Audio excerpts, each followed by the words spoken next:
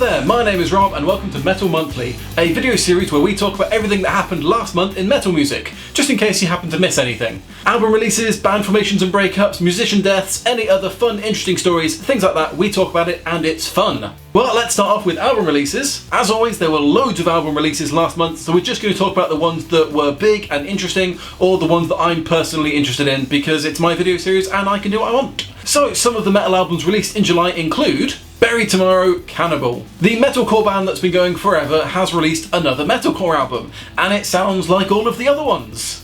But that's a good thing. It's metalcore that is done really well, which is praise indeed coming from me. I'm not a huge metalcore fan. The album is a good mix of rough and clean. It's not got a whole lot of melody, but it's more than just noise. The album has received some mixed reviews, I think because some people see it as being just another metalcore album, but do you know what people like?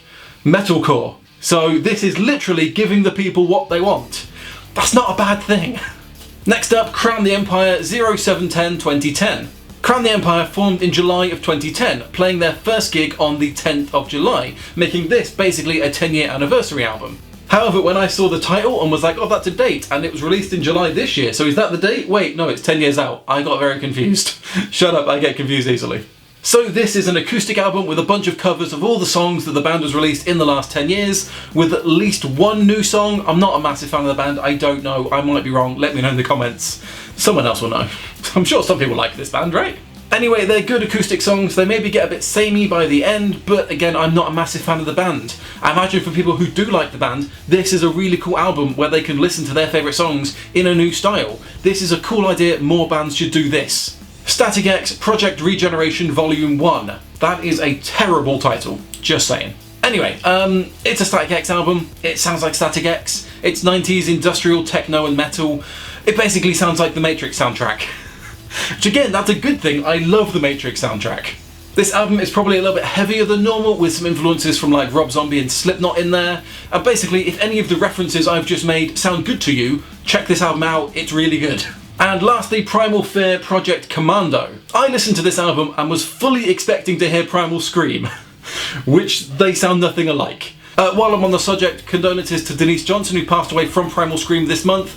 Not exactly a metal musician, but I thought it was worth giving my condolences anyway. Anyway, Primal Fear, nothing like Primal Scream, they are a German power metal band. So it's German power metal, it's heavy, it's got lovely guitar parts, and it sounds incredibly 80s, despite the band being formed in 1997. The way I would describe this album is fun. It's fun, enjoyable, headbanging music that anyone can get into. It's really good. Just check it out, it's good, you'll enjoy it. Next up, band breakups. First off, we have Shapes, or Shavups if you're unique and hilarious like me. The metalcore band formed in 2009 in Birmingham, England. In their 11 years together, the band has released 2 studio albums and 1 EP. The band decided to split, not for any individual reason, they just decided this was a good time to finish the band, say, we're done with this, it worked really well, we're going to move on to new stuff. Which I respect, that's a good reason for a band to split up. No animosity, just we all decide this is the best thing for us. It's fair. Obey the Brave also threw in the towel in July. This hardcore punk band from Canada formed in 2012, and in their time they have released 4 studio albums and 1 EP. Again, they decided to split not for any specific reason, they just decided it was time to move on to new adventures. Which again is great for the band, but for this video it would have been nice if there was a little bit of drama there. Next up we have deaths, and like I did with Denise Johnson, I think it's right to honour the metal musicians that have passed away this month. This month there was one death of a metal musician, Jamie Oldacre, the ex-drummer of Eric Clapton and the band Frehley's Comet. Frehley's Comet being the band of the ex-Kiss guitarist Ace Frehley.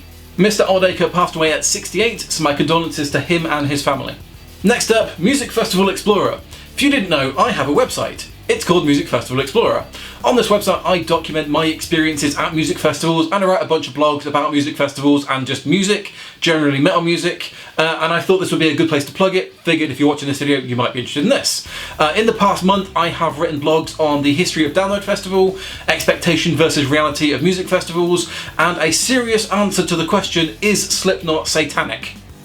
So if any of those things interest you, there is a link in the description. Would really appreciate it if you could check them out. That'd be great. Thanks so much.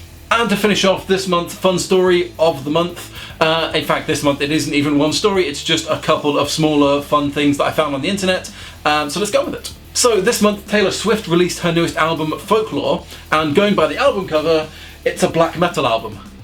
Because look at it, what else is this? That's black metal. Which, you know, that would be awesome. I'm not a massive fan of Taylor Swift, but if she did black metal, I'm all over that. That'd be amazing. Next up, the amazing YouTuber Lars von Retriever did a mashup video of Trump and Iron Maiden's Run to the Hills, and it's really, really good.